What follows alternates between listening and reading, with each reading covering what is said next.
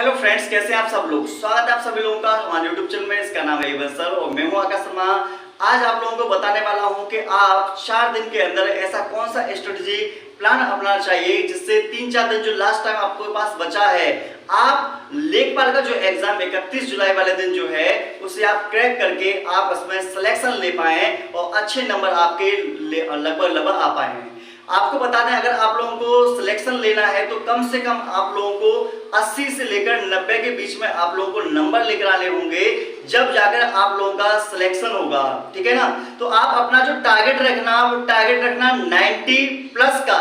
जब आप 90 प्लस का टारगेट रखेंगे तब आप कुछ कर पाएंगे। और ये वाली बात ध्यान रखना कि अगर आप विदाउट टारगेट के पढ़ते हैं, अगर आपने ये सोचा कि जितने क्वेश्चंस होंगे हम कर लेंगे, ठीक है, या आपने ये सोचा है कि भाई जितना होगा वो ठीक है, नहीं तो कोई दिक्कत वाली बात ना, आगे कर लेंगे, ऐसा कुछ भी नहीं करना। आपको बस ये सोचना है कि मुझे सिर्फ यही वाला मौका मिला है और इसी मौके मुझे निकलना है, इसी मौके मुझे लेखपाल बनना है।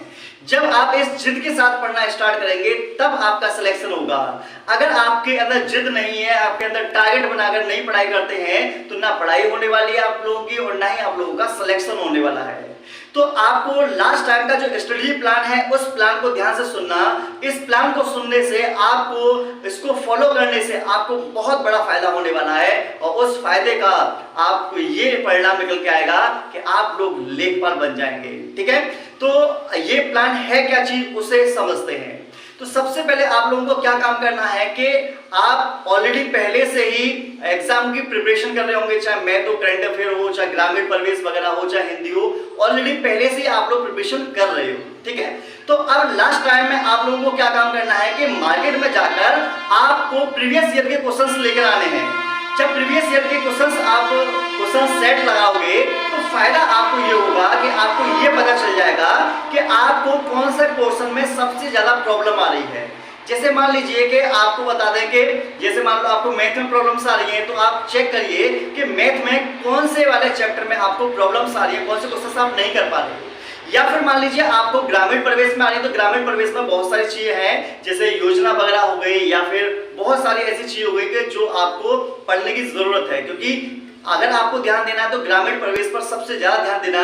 ये स्कोरिंग सब्जेक्ट इसलिए बन जाता है क्योंकि आपको पता है कि ये एक नया सब्जेक्ट है जो कि किसी भी बच्चे ने और इससे पहले कभी नहीं पढ़ा होता है। ठीक है, तो आप ग्रामीण प्रवेश पर थोड़ा मैथ और हिंदी से थोड़ा ज्यादा समय देना, क्योंकि ये पहले कभी नहीं पढ़ा, तो जो चीज आपने नहीं पढ़ी है तो उसको आपको ज्यादा से ज्यादा समय देना होगा, जिसके कारण वो चीज आपको आ सके। ठीक है, मैथ ऑलरेडी आप लोग बचपन से पढ़ते ही हैं, हिंदी वगैरह पढ़ते ही हैं, करंट अफेयर वगैरह ये ऑलरेडी हम लोग पढ़ते हैं, जीके वगैरह तो हम पढ़ते रहते हैं। तो ये सब चीजें जो है ये रूटीन में है, लेकिन वो नया सब्जेक्ट है तो उसको आपको टाइम ज्यादा देना है।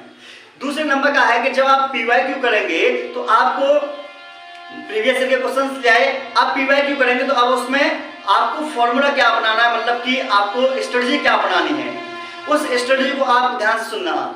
जब आप क्वेश्चंस करने के लिए बैठे तो आप ये ध्यान रखें कि कोई भी क्वेश्चंस अगर आपका आता है तो उस क्वेश्चंस को सबसे पहले आपको ध्यान से पढ़ना है। जब आप प्रश्न को बहुत अच्छे से पढ़ते हैं, ध्यान से पढ़ते हैं, तो वो चीजें आपको समझ में आना स्टार्ट हो जाती हैं।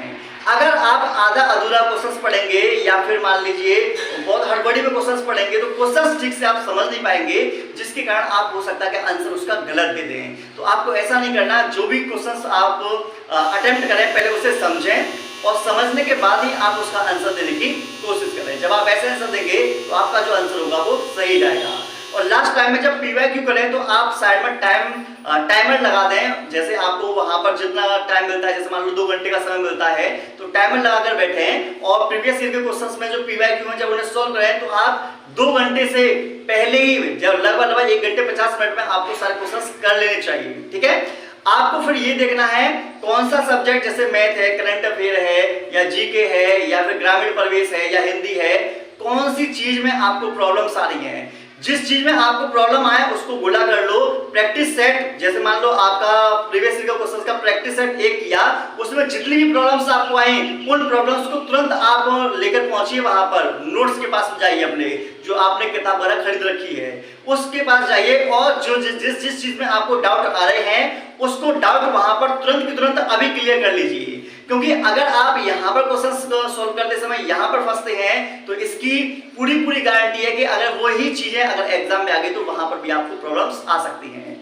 तो आपको क्या काम करना है, आज के डाउट आज ही क्लियर कीजिए और डेली लगभग 2 प्रैक्टिस सेट सॉल्व करने हैं, उनका एनालिसिस करना है, उनमें ये देखना है कि कौन से पोर्शन से क्वेश्चंस ज्यादा आ रहे हैं, कौन से कम आ रहे हैं। ये पूरी की पूरी आपकी रणनीति तैयार हो जाएगी, आपको आइडिया लग जाएगा आप कितने क्वेश्चंस कर पा रहे हैं, कितने नहीं कर पा रहे।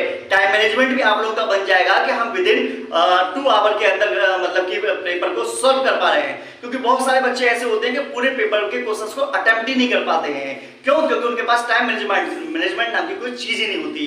तो आप इस पूरे रणनीति को जो मैंने अभी आप लोगों को बताई है, अगर इस रणनीति को अप्लाई करते हैं तो आप खुद देखेंगे जहां आपके 60 नंबर आ रहे थे तो वहां पर 80 आएंगे, अगर 80 आ रहे थे तो 90 आएंगे, आपके 10 से कम 20 नंबर आपके 101% जरूर बढ़ जाएंगे। इस रणनीति को आप फॉलो कीजिए और अगले लेखपाल आप लोग ही हैं। ठीक है, मिलते हैं नेक्स्ट वीडियो में।